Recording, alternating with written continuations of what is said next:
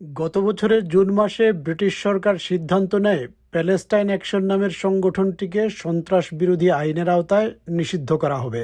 তৎকালীন home secretary Yvette Cooper ঘোষণা করেন সংগঠনটি অপরাধমূলক কর্মকাণ্ডে জড়িত এবং তাই এটিকে প্রসক্রাইবড অর্গানাইজেশন হিসেবে তালিকাভুক্ত করা হচ্ছে। এই সিদ্ধান্তের পেছনে ছিল একটি আলোচিত ঘটনা।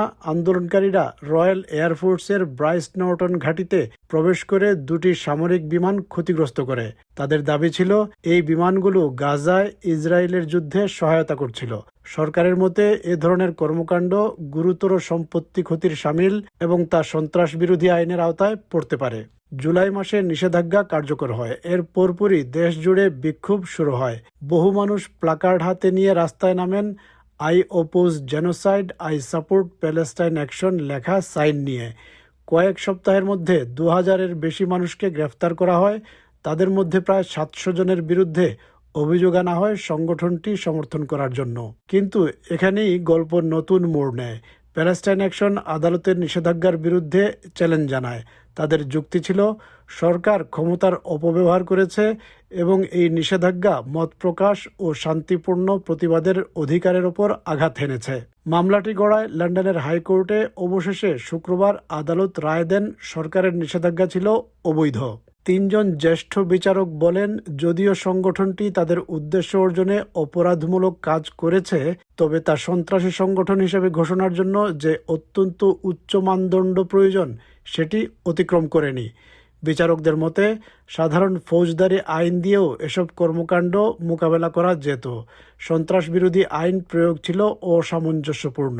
তবে আদালত সঙ্গে সঙ্গে নিষেধাজ্ঞা বাতিল করেননি। বিচারকরা জানান সরকার আপিল করার সুযোগ পাবে এবং পরবর্তী শুনানি না হওয়া পর্যন্ত প্যালেস্টাইন অ্যাকশনের ওপর নিষেধাজ্ঞা বহাল থাকবে। The court actually is looking at the approaches of the police and is saying to itself, well, actually, the police should have tried normal criminal law.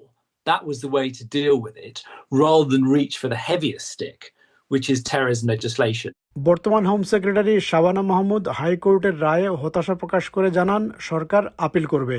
তার বক্তব্য, কঠোর প্রমাণের ভিত্তিতে এবং পার্লামেন্টের অনুমোদনের পর সংগঠনটিকে নিষিদ্ধ করা হয়েছিল। Am I a terrorist for holding this sign? Was I a terrorist yesterday for holding it but not today? You know, this is not an unreasonable question to ask. রায়ের পর মেট্রোপলিটন পুলিশ জানায় মামলার চূড়ান্ত নিষ্পত্তি না হওয়া পর্যন্ত তারা এ ধরনের নতুন অভিযোগে গ্রেফতার করবে না। তবে আইন এখনও কার্যকর রয়েছে। অন্যদিকে প্যালেস্টাইন অ্যাকশনের নেতারা হাইকোর্টের রায়কে তাদের পূর্ণ বিজয় হিসেবে দেখছেন। তাদের দাবি, শুরু থেকেই নিষেধাজ্ঞা বেআইনি ছিল এবং হাজার হাজার মানুষকে অন্যায়ভাবে গ্রেফতার করা হয়েছে। 3 senior judges found that this ban was unlawful. It is a total victory. That means that since its inception, they have ruled that this ban has been illegal and that they have been enforcing it illegally when they have been arresting thousands of people on the street simply for holding signs. এখন পরিস্থিতি অনিশ্চিত। একদিকে আদালত বলেছে সরকারের সিদ্ধান্ত অবৈধ, অন্যদিকে নিষেধাজ্ঞা এখনও বহাল এবং সরকার আপিলের পথে। ফলে চূড়ান্ত রায় না আসা পর্যন্ত ব্রিটেনে এই আইনি ও রাজনৈতিক লড়াই চলতেই থাকবে, নিরাপত্তা বনাম নাগরিক স্বাধীনতার সূক্ষ্ম সীমারেখা নিয়ে।